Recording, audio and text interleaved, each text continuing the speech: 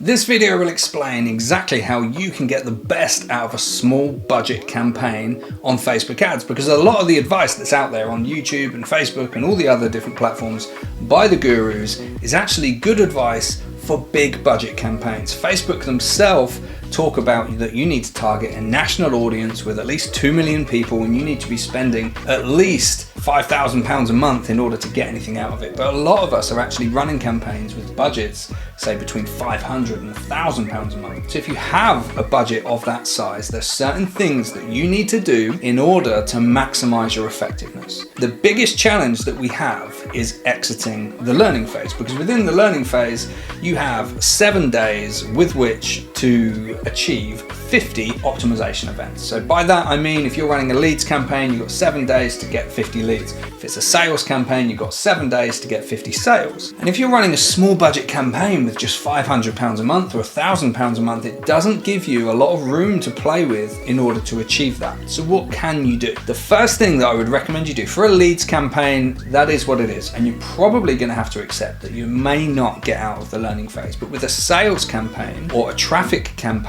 what I would suggest is you optimize for an earlier stage in the customer journey. For example, with a sales campaign, we know that they're going to have to first land on your website, then they're going to have to add to cart, then they're going to have to initiate the checkout before they make a purchase. So we have these earlier stages of the customer journey which we can optimize for. For example, if you optimize for add to cart, for every 100 add to carts, you're probably going to get about 25 people initiate the checkout, and then around 5 to 10 actually make the sale, depending on your conversion rate, of course. But by optimizing for the add to cart, you can get a lot more of these conversion events in order to exit that learning phase and give the AI the data that it really needs. Second of all, one of the really big things is around audience targeting. So when you're running a small budget campaign, you don't really need to go with a broad audience. And what I would advise doing is taking the guesswork out of it for Facebook AI and really refining your audience targeting. I'd say don't go any less than 100,000 of an audience size. I don't tend to see campaigns perform well when they've got an audience size of under 100,000. But when you're running with a small budget campaign, one of the real advantages is you're not going to get that audience fatigue very quickly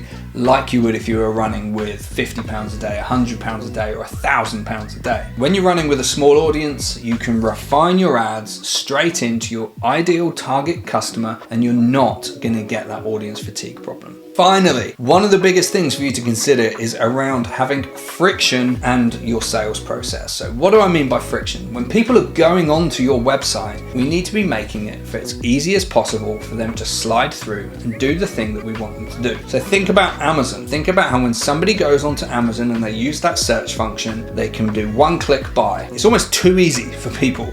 They do one click and then the next day the item's arriving on your doorstep. You need to be as close to that process as you possibly can. But then you will also need to test. You might want to send people to a landing page that's full of a bit of information, and then other times you might want to send people to a landing page that has no information, just the one thing that you want them to do. The success of which one you go to will generally depend on how well your audience targeting is, how well your ads messaging is, and what your brand awareness looks like within the market. But as a general principle, think about stripping out any unnecessary friction and noise from your customer journey. Finally, we have the sales process. Generally, this applies to leads campaigns, but within a leads campaign, the biggest mistake that we see people make is they take days to get in contact with people, or they don't phone them at all. They just send them an email. What you really need to be doing is calling people within 1 hour. And I know that presents challenges because you're not going to be monitoring the Facebook ads platform 24/7, but you can arrange automations with platforms like Zapier, or you can directly integrate your CRM. So when a lead drops in from Facebook, you or your sales team automatically